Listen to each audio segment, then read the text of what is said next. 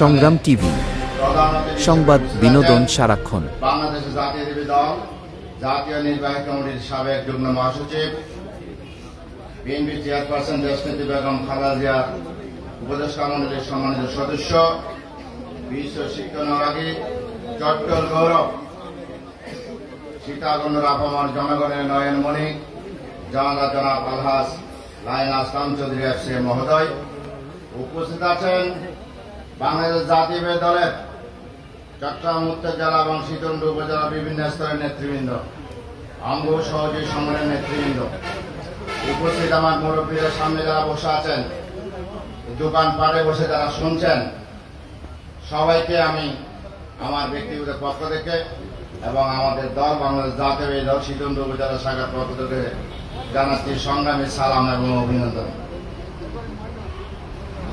আজকের এই প্রোগ্রামটা একটি জনসচেতনামূলক অনুষ্ঠান। কি জন্য অনুষ্ঠান?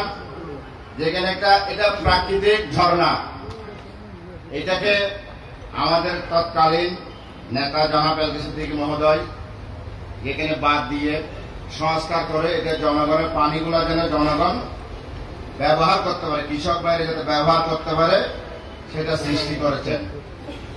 অনেক বক্তারাই বলেছেন যে গত 17টি বছর অন্যায় অনিয়মের কথা। এখানে পর্যটকরা গেলে তাদেরকে হাইজ্যাক করা হতো, মোবাইল টাকা পয়সা ছিনতাই করা হতো। সেটা তো নিত্য নৈমিত্তিক ব্যাপার, সেটা তো এখন আর বলতে হবে না। যেখানে সর্বোচ্চ রাষ্ট্রের তৎকালীন রাষ্ট্রের সর্বোচ্চ পর্যায় থেকে শুরু করে ইউনিয়ন পরিষদ পর্যন্ত যেখানে দুর্নীতিতে নিমজ্জিত ছিল, বিনা ভোটে যারা প্রধানমন্ত্রী হয়েছিল, মন্ত্রী এমপি হয়েছিল, বিনা ভোটে যারা মেম্বার চেয়ারম্যান হয়েছিল, দিনের ভোট যারা রাতে করে মেম্বার চেয়ারম্যান হয়েছিল, আপনাদের এলাকাও তার থেকে ব্যত্যয় ঘটে নাই। তৎকালীন আপনাদের যিনি চেয়ারম্যান ছিলেন তাকে আপনারা নিজেরা ভোট দিয়েছেন? ভোটটা দেওয়ার প্রয়োজন হয় নাই। সুতরাং সেটা বলে লাভ নেই। তখন একদম রাষ্ট্রের সর্বোচ্চ পর্যায় থেকে শুরু করে ইউনিয়ন পরিষদ পর্যন্ত যে দুর্নীতিতে নিমজ্জিত ছিল, সেই দুর্নীতির কারণে আজকে এই অবস্থা। আজকে আমাদেরকে জনসচেতনামূলক অনুষ্ঠান করতে হচ্ছে। আজকে যারা এটা ইজারা নিয়েছেন, ইজারাদারদের আমি বলবো, অত্র এলাকাবাসীকে বলবো যে আমাদেরকে আমাদের দেশের আমাদের এলাকার হারানো সেই ঐতিহ্য পুনরুদ্ধার করতে হবে। সেই জন্য বাংলাদেশ জাতীয়তাবাদী নেতা কর্মীদের কিন্তু দায়ী দায়িত্ব অনেক বেশি। কেননা যে 17 বছর দেশকে যেই পিছনে ঠেলে দিয়েছে, রন্ধে রন্ধে দুর্নীতি প্রবেশ করিয়ে দিয়েছে, তার থেকে আমাদেরকে উত্তরণ করতে হবে আমাদের পরবর্তী প্রজন্মের জন্য। তাই প্রিয় ভাইয়েরা আমার, বক্তব্য কিন্তু অনেক ছিল, বক্তব্যের আসলে প্রোগ্রাম নয়, সেদিকে আর যাচ্ছি না। 2 নম্বর ইউনিয়নের প্রতি আমার কিছু দুর্বলতা রয়েছে। 2 নম্বর বাড়িওডালা ইউনিয়নে যখন 2012 সালে দেশনেত্রী বেগম খালেদা জিয়া চট্টগ্রাম আগমন উপলক্ষে আমরা টেরিয়াল স্কুলের সামনে একটা পথসভার প্রোগ্রাম নিয়েছিলাম। প্রোগ্রামের ঠিক আগের দিন আমরা আমাদের সেখানে সভাস্থল পরিদর্শনে এসেছিলাম। আমাদের 2 জন শ্রদ্ধেয় নেতা ছিলেন, জনাব ইউনুস চৌধুরী, জনাব জসিমউদ্দিন চেয়ারম্যান।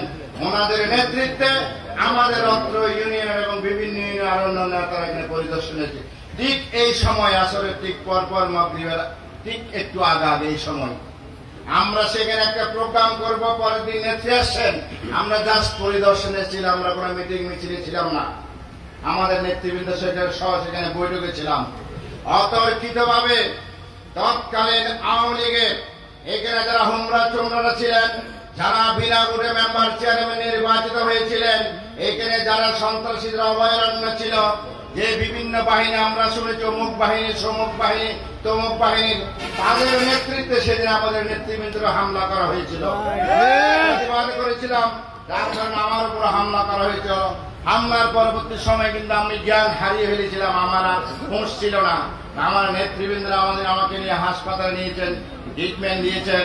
আপনাদের দোয়াই আজকে আল্লাহ হায়াত রেখেছেন, এখানে এসেছি আপনাদের সম্মুখে দুটি কথা বলতে পারছি।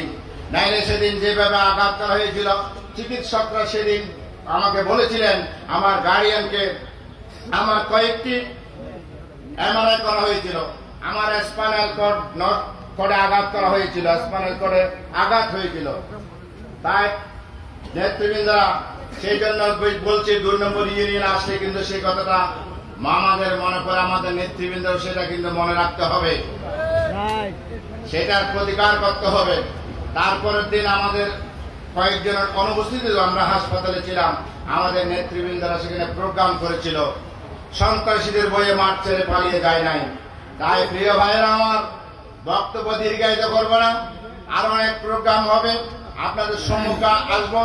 এখন সময় সংক্ষিপ্ততার কারণে অনেক কথাবার্তা থাকার পরও একটা বলতে পারছি না। সুতরাং আজকে এখানে উপস্থিত হয়ে আপনাদের সম্মুখে দেখা সাক্ষাৎ হলো, কথাবার্তা হলো, ভবিষ্যতে আরো কথাবার্তা হবে, এই আশাবাদ ব্যক্ত রেখে আমি আমার বক্তব্য এখানে শেষ করছি। আল্লাহ হাফেজ, সবাইকে ধন্যবাদ।